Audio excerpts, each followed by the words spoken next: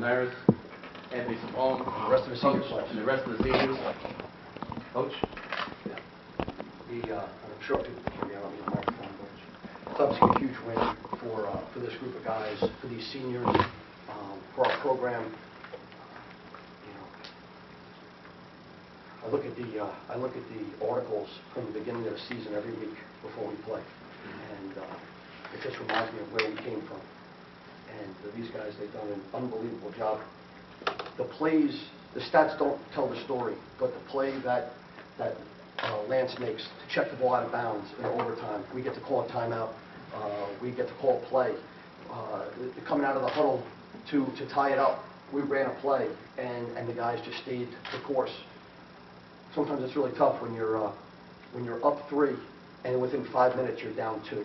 You know, that's a beating. That's a 5-minute beating, and to not go down, to get staggered but not go down. I'm awfully proud of these guys. I am, and they deserve all the credit. These seniors, so thrilled that they're here at the table, and these guys, Mike Malave, that's a big time dodge right there in a big time moment, and I'm awfully proud of him. So, questions? Why didn't you take the game on the play? We had that big play by Lance to put it in, and then after the timeout, we kind of really didn't get too much off course, stuck with what we were doing. And I mean, the winner wasn't exactly how we drew it up. Kind of just bounced out, saw a little something, and had to trust it and go with it. But Cornell had a great defensive scout all day, and they were playing real well with their slides and everything. And we just had to work with what we had and put it in at the end. What did you call, or if you know, what did you call out of that timeout that didn't work, and that you wound up with it anyway? We called blue, right? Well, I don't expect you to break it down for me, but in general we terms. called blue, and it didn't.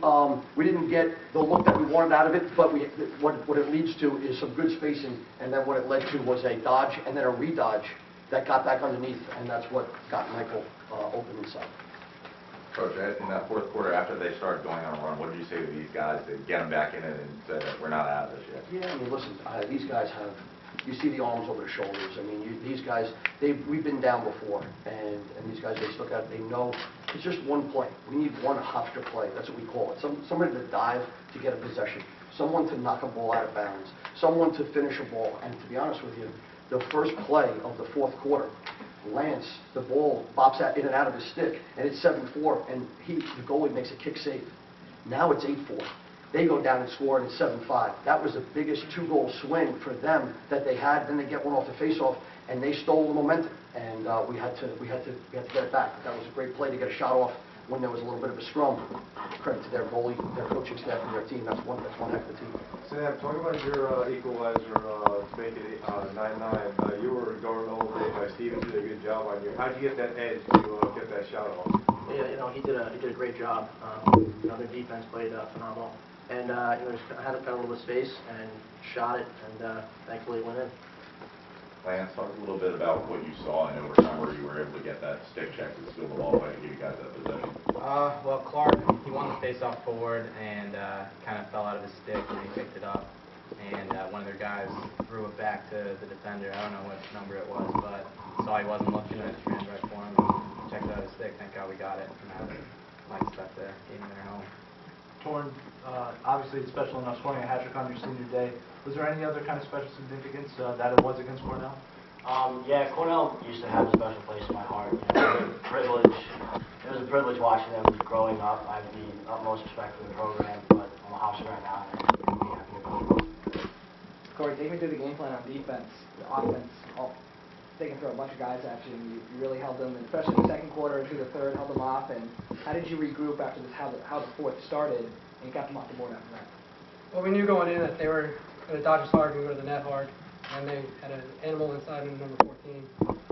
Our game plan was slide and cover and try and cover up 14 as quickly as we can. When they started going on that run, every time they scored, we brought it in. We just said, hey, don't panic. It's on us.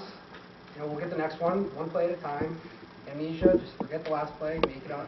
And once Mike put that last one in, it was just insane. I still, my hands are shaking. I don't know how to react. The one guy that's probably not down here is Brian Riley. He covered Connor Busick, and he kept before to watch those. That's a pretty good effort right there. Sam, just before you got the winning goal, you were behind the cage and really just stood there not moving for, it felt like a long time. It was probably 10 seconds. Were you looking for something, and did you actually see that, or it was just time to go? It was just time to go. I mean, we're just holding a little bit, trying to get the guys in the field, trying to just be patient, and not the first shot, the best shot.